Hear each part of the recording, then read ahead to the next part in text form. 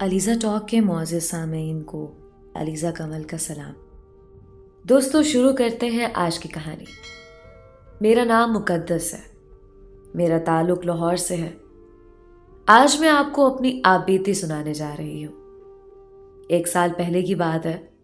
آپ کو بتانا چاہتی ہوں کہ جب کسی لڑکی کی شادی کی عمر ہو جائے تو اس کے والدین کو اس کی شادی کی کتنی فکر لاحق ہوتی ہے، کیسے کیسے وسوسے اور اندیشے لاحق ہو جاتے ہیں۔ پتہ نہیں لڑکے والے کیسے ہوں گے، سسرال میں ہماری بیٹی خوش رہے گی یا نہیں، جہیز کا بندوبست کرنے کے لیے پیسے کہاں سے آئیں گے۔ یہ وہ پریشانیاں ہیں جو ہر جوان بیٹی کے والدین کا مشترکہ اثاثہ ہے۔ میری والدہ اپنا بڑا خیال رکھا کرتی تھی۔ بالوں میں مہندی لگانا اور بال سنوار کر رکھنا ان کا معمول تھا، لیکن جب سے میں نے جوانی کی دہلیز پر قدم رکھا تھا، والدہ کو اپنی فکر بھول گئی تھی۔ اب انہیں صرف میری فکر تھی۔ ہمارا خاندان بڑی مشکل سے گزر بسر کر رہا تھا۔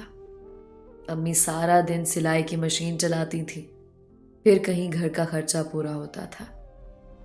اپنی ماں کا جھریوں زدہ چہرہ دیکھ کر میرا دل خون کے آنسو روتا تھا۔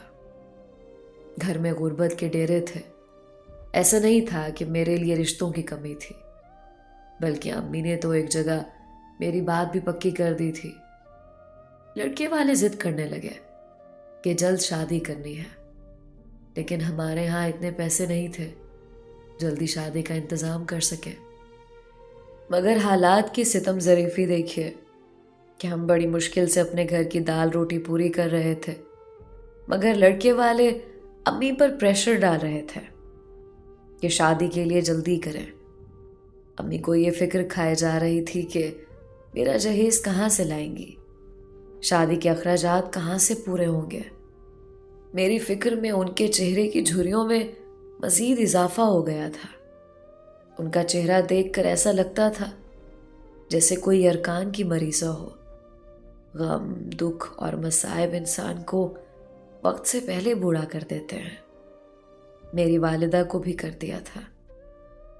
میں ان کی حالت دیکھ کر دل ہی دل میں کڑھتی رہتی تھی اور سوچتی رہتی تھی کہ ہم لڑکیاں کتنی بدقسمت ہوتی ہیں۔ ہماری وجہ سے ہمارے والدین وقت سے پہلے بوڑھے ہو جاتے ہیں، کیونکہ انہیں ہمارے جوان ہوتے ہی ہمارے ہاتھ پیلے کرنے کے ساتھ ساتھ جہیز کا بندوبست بھی کرنا ہوتا ہے۔ میں پوسٹ گریجویٹ تھی، اس لیے اپنی امی کی اور گھر کی ذمہ داری اٹھانا چاہتی تھی، مگر پاکستان جیسے ملک میں جہاں بے روزگاری کی شرح عروج پر تھی، مجھے کون روزگار دیتا۔ میں سوشل میڈیا پر نوکری وغیرہ کے اشتہار دیکھا کرتی تھی۔ ایک دن میں نے انسٹاگرام پر جاب کا ایڈ دیکھا، لائف ان مکہ۔ میں نے فوراً میسج کیا اور اپنی تعلیمی قابلیت بتائی۔ دوسری طرف سے رپلائی آیا کہ تجربہ کتنا ہے ای کامرس میں۔ میں نے میسج کیا کہ تجربہ نہیں ہے، مگر مجھے اس جاب کی اشد ضرورت ہے۔ میں ان کو بار بار درخواست کر رہی تھی۔ میں اس وقت بڑی مجبوری میں ہوں۔ دوسری طرف سے کچھ دیر تک رپلائی نہیں آیا۔ پھر میسج آیا کہ آپ کن مسائل سے دوچار ہیں؟ آپ میری بہن کی طرح ہیں، کھل کر بات کریں۔ میں نے اپنے تمام حالات کے بارے میں بتایا اور کہا کہ مجھے اس جاب کی اس لیے بھی ضرورت ہے کہ مجھے اپنی شادی کے لیے جہیز کا بندوبست کرنا ہے۔ میں نہیں جانتی تھی کہ دوسری طرف بات کرنے والے کون تھے، مگر انہوں نے مجھے بہن کہا تو ایک اپنائیت کا احساس ہوا، اس لیے ان سے سب کچھ کہہ گئی۔ آخر میں انہوں نے مجھے تسلی دی اور میرا پتہ پوچھا۔ میں نے بتا دیا۔ انہوں نے کہا اللہ تعالیٰ سب بہتر کریں گے۔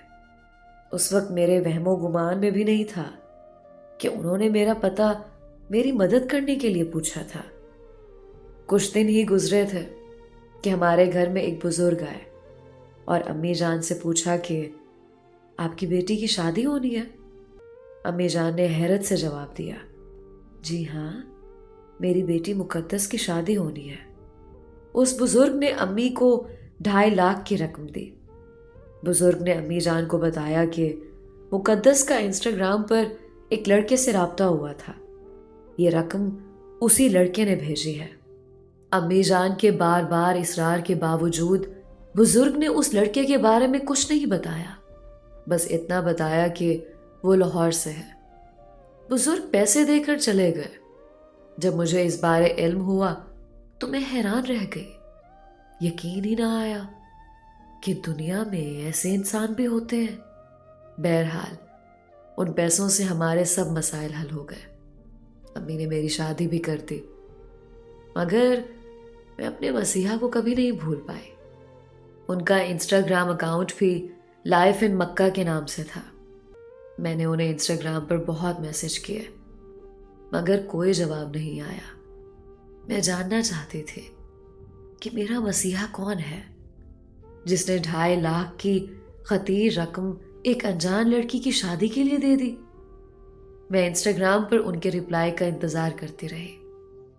एक दिन उन्होंने पूछा कि सब कुछ ठीक हो गया, शादी हो गई। मैंने उन्हें बताया कि हाँ, सब कुछ ठीक हो गया, मगर जिस इंसान की मेहरबानी से हुआ, मैं उसके बारे में आज तक नहीं जानती। मैंने तो आपकी तस्वीर भी नहीं देखी। मुझे ये भी मालूम नहीं कि आप कहाँ रहते हैं।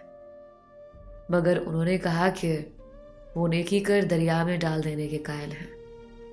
उन्होंने मेरी मदद इसलिए नहीं की कि मैं उनकी एहसानमंद रहूं, बल्कि उन्होंने ये नेकी अल्लाह की रज़ा के लिए की है।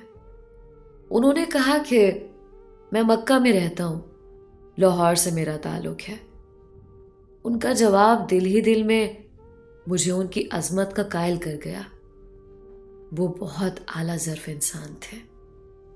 किस्सा मुख्तसर, मेरे उस मसीहा ने कभी मुझे अपना नाम नहीं बताया। मैं इंस्टाग्राम पर मक्का मुकरमा की सारी वीडियोस देखती हूँ। मैं उसके बारे में आज भी अनजान हूँ, मगर इतना ज़रूर जानती हूँ कि वो फरिश्ता सिफत इंसान एक अजीम इंसान है, जो दूसरे की मदद भी करते हैं तो सामने आए बगैर। शायद ये दुनिया इन्हीं जैसे इंसानों की वजह से चल रही है। मेरी दुआ है कि वो जहाँ भी हैं हमेशा खुश रहें। दोस्तों, उम्मीद करती हूँ आपको आज की ये खूबसूरत सी कहानी, जो रूह को ताज़ा कर देने वाली थी, ज़रूर पसंद आई होगी। मिलते हैं एक और नई कहानी के साथ। अपनी दुआओं में याद रखें। खुदा आपका हामी और नासिर रहे।